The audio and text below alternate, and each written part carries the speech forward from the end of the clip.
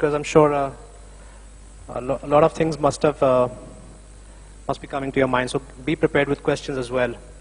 About us, we've been franchising. Again, not a very a word which is again people are comfortable with when it comes to education. But yes, we have been franchising since 1991. We have 225 preschools, majorly based in Delhi NCR. And I think that's something that we've noticed that most of the brands here have a localized presence, and it's something that we talked about, that preschools and formal schools also are a localized phenomena. So what is driving preschools is increasing urbanization, nuclear families, women working, people can afford to send the children to preschools. And I read somewhere it's the second highest spend. I mean, we read that it was the third highest spend, but maybe that people are spending more on transporting the children to education, and so maybe that's where the education cost is going up. The gross enrollment ratio is about 18% in urban cities. And we've all discussed about how there's an increasing awareness among parents. And one of the other growth drivers that is a mindset of the Indian society कि उसके बच्चे को 4 rhymes आती है, मेरे बच्चे को भी आना चाहिए. So his child can dance like that, my child should also dance like that. So that is also pushing kids very early into not only preschools but dance classes, music classes, and I think the Junior Indian Idol and these things are partly to be responsible for this competitiveness. It's something that we have always had as a society, and that is also driving the demand for preschools. And of course, there's increasing competition to get into the best preschools, and we talked about how 20 years back when we started our preschool, parents would just say, whatever you do, just get him into that school. We just want him to get into that school, whether you hit him or whatever he has to stay back after classes. I mean, it's a 2-year-old. And I've had parents telling us that, please teach him that we want him to become a doctor eventually. I mean, how does a preschool, what does a preschool have to do with something the child will choose to do maybe 20 years from now? So that there is a definite demand from parents for good quality preschool. As a society, as Indians, we're driven for that. So what's attractive? Why are, you can do a Google search for preschool franchise, you'll get a list of 50 brands here. So what's attracting people to this sector? I think it's not affected by business cycles. You can see the growth rates. So Ganesh just showed you phenomenal growth rates in the last 4 years. I mean, we're talking about a recessionary environment here, and yet people are talking about 100%, 80%, 40% growth year on year.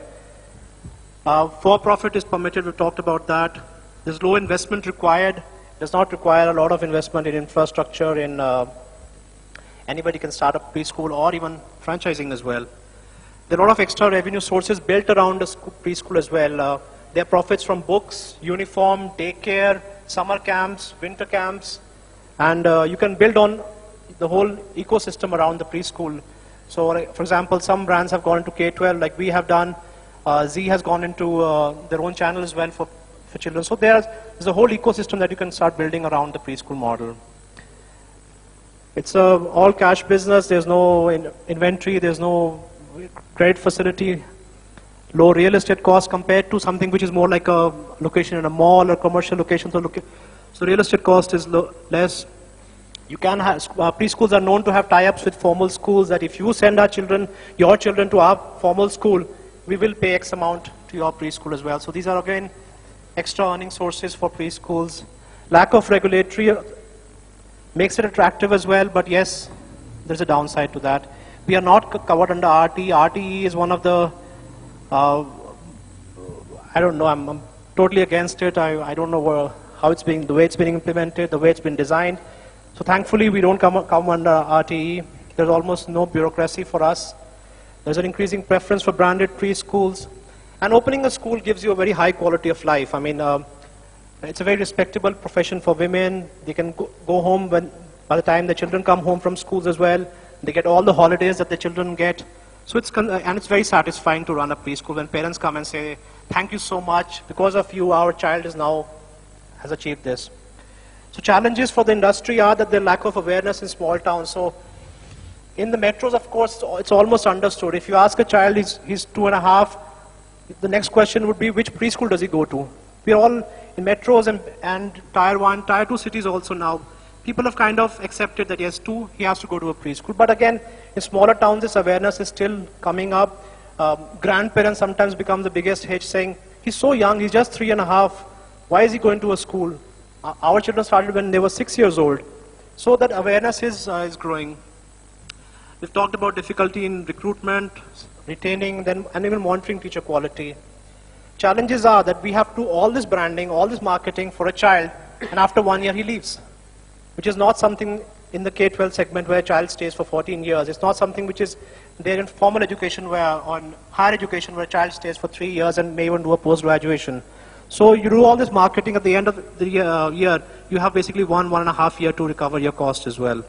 The capacity per location is limited. Of course, you're bound, if you're doing very well, you can only accommodate, X amount of children in your preschool.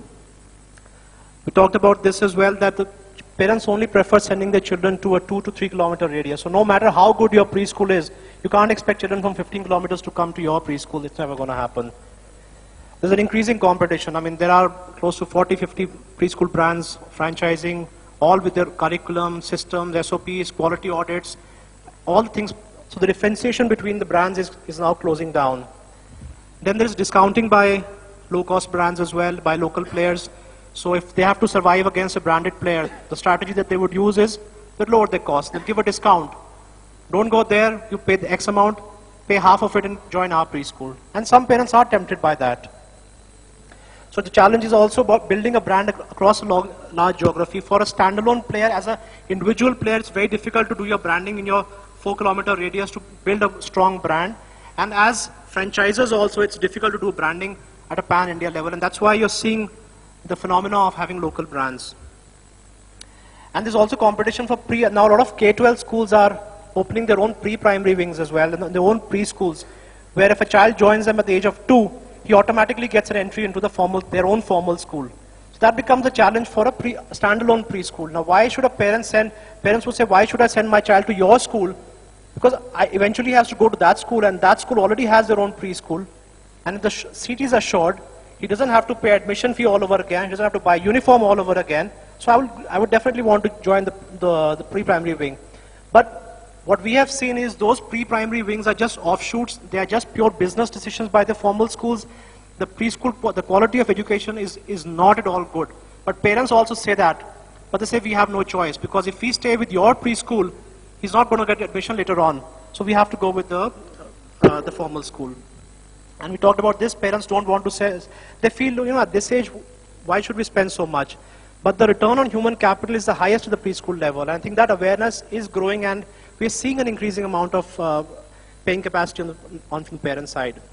Yes, high lease rentals, the biggest challenge for anyone who's thinking of opening a preschool is the rental thing. So the thing I always tell everybody is that keep your rentals low, because initially you're going to have 1 kid, 2 kids, 5 kids, 10 kids, 20 kids, whatever in the first few months.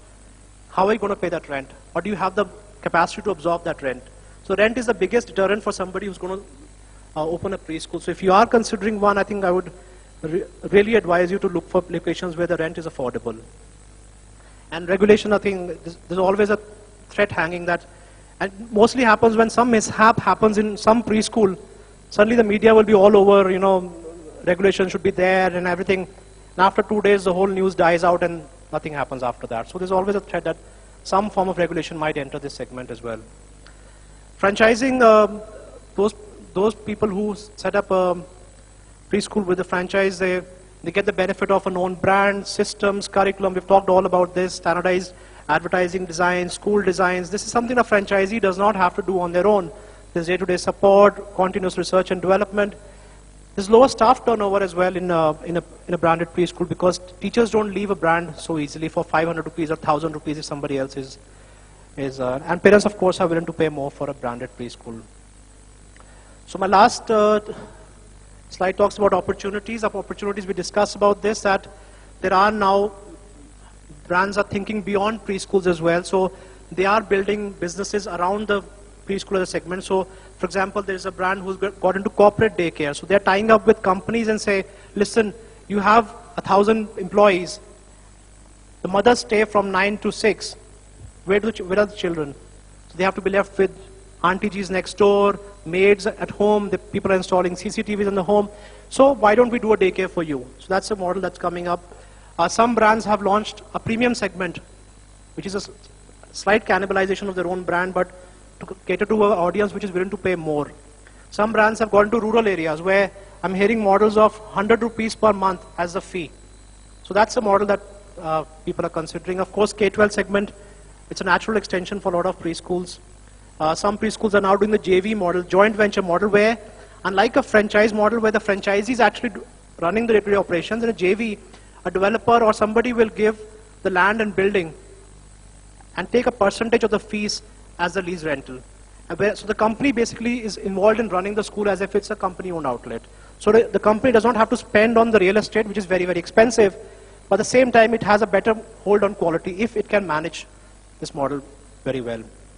And people are using infrastructure for other purposes like, as I mentioned, daycare, hobby classes, dance classes, the evening, because in the evening the school location is vacant. So that's about it from all of us.